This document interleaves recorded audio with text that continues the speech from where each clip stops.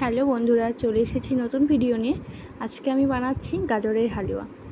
প্রথমেই আমি গাজরটাকে ঝিরিঝিরি করে কেটে নিয়েছি, তারপর সেদ্ধ করতে বসিয়ে দিয়েছিলাম।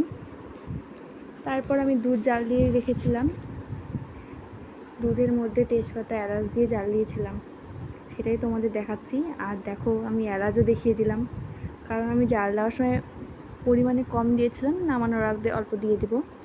সাথে দুধ পাউডার মিশিয়ে দিয়েছিলাম। তোমরা কে কীভাবে বানাও আমাকে জানিও, আমি এভাবেই বানিয়েছিলাম, খেতে টেস্ট হয়েছিল। দেখো, তারপর আমি দুধের মধ্যে গাজর দিয়ে দিয়েছি। ফট করে মনে হয়েছিল যে কি খাবো, তারপর মনে হলো দুধও আছে, ফ্রিজে গাজরও আছে, চলো বানিয়ে ফেলি গাজরের হালুয়া। তারপর দেখো, ভালো করে জাল দিয়ে এতে আমি এখানে কাজু কিশমিশও দিয়ে দিয়েছিলাম।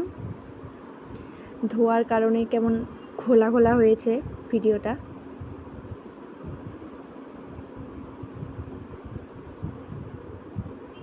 আমি ছোট সসপ্যানের মধ্যে করতে নিয়েছি, তার জন্য একদম মনে হচ্ছে যে অল্প একটু।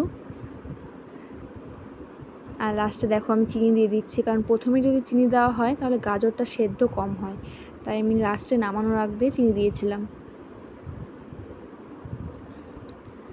আর দুধ শুকানোর পর যদি প্রথমে তোমরা চিনি দাও তাহলে পরে মিষ্টিটা বেশি হয়ে যেতে পারে, এটাও একটা কারণ। দেখো, ফাইনাল লুকটা আমি তোমাদের দেখিয়ে দিচ্ছি। দারুণ দেখতে হয়েছে না বন্ধুরা? Bye bye.